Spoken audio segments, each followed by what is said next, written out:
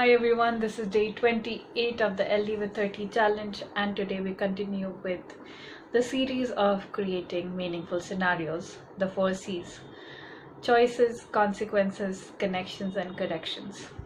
So today's part 3, corrections.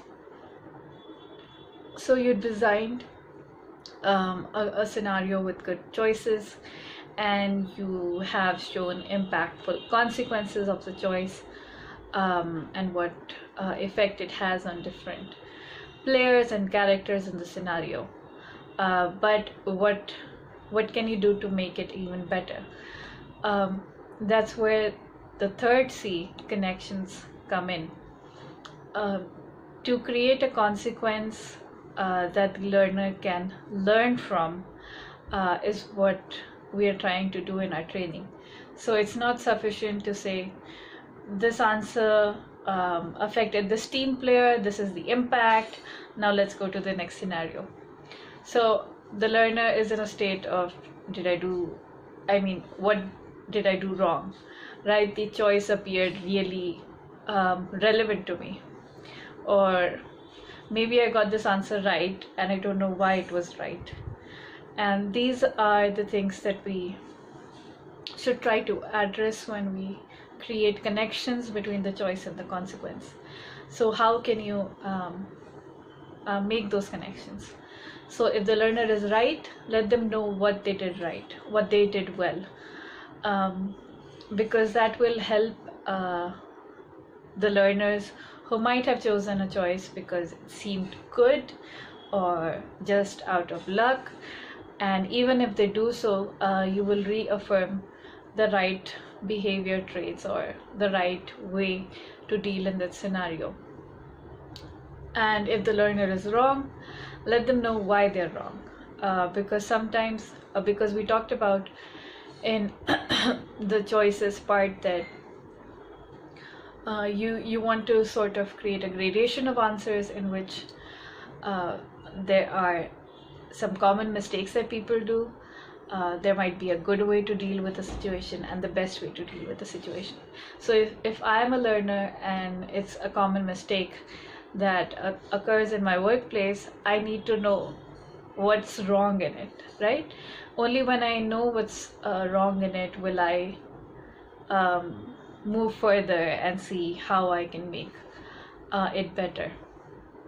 So therefore, it's very important to let the learner know why they're right, why it's wrong, because if we look back at the choices part, we want to create choices that are relevant, that the learner can relate to. And only when the learner can relate to, can you show them what's wrong in this choice or in this way of dealing with the scenario.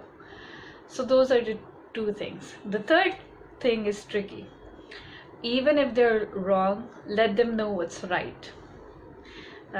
It's oxymoronic, but when you're creating the choices, coming back to that, and creating a gradation of possible scenarios, a person will try to choose an option because they think it's right.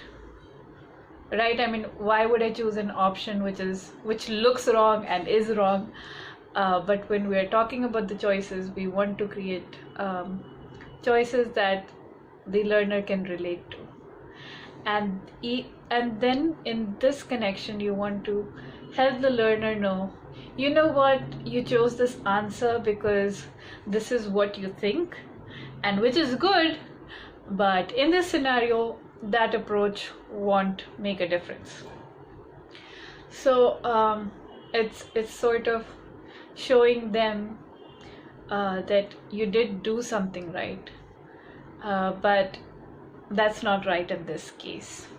And that will also help the learners to improve their learning and understanding, because then you introduce a new form of connection with the learner, that I empathize with you, I know why you chose this choice, and I want to tell you why it's not the best one.